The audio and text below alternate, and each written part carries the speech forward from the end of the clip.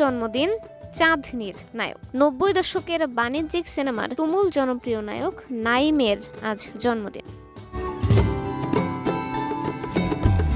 ১৯৯১ সালের ৪ অক্টোবর তার প্রথম অভিনীত সিনেমা চাঁদনি মুক্তি পায়। চাঁদনি সিনেমা সে সময়ে ১৫ কোটি টাকার বেশি ব্যবসা করেছিল। এটি ৫০ লাখ টাকা ব্যয়ে তৈরি করা হয়েছিল।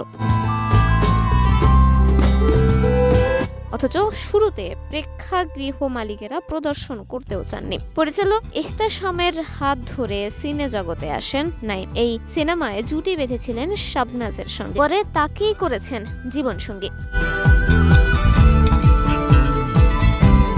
নাইম শাবনাজ জুটি চাঁদনি সিনেমা দিয়ে ব্যাপক জনপ্রিয়তা লাভ করে। এই সিনেমার গানগুলো সুপারহিট হয়। এরপরে এই জুটির একের পর এক সিনেমা মুক্তি পেতে থাকে। নাইমের মূল নাম খাজা নাইম উদ্দিন মুরাদ। তার জন্ম ৮ই মে ১৯৭০ সালে।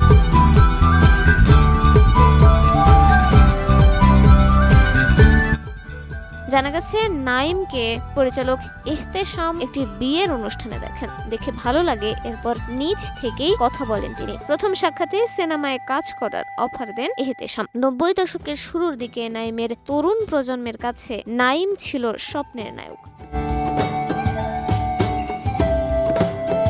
নাইম শাবনাজ জুটি প্রেম থেকে বিয়ে করে ১৯৯৪ সালের ৫ অক্টোবর। এই দম্পতির ২ মেয়েদের মধ্যে একজন গানের সাথে যুক্ত। নাইম এমন একজন নায়ক যে ২০টিরও কম সিনেমাতে অভিনয় করে দেশের সিনেমার ইতিহাসে অপরিহার্য হয়ে উঠেছেন।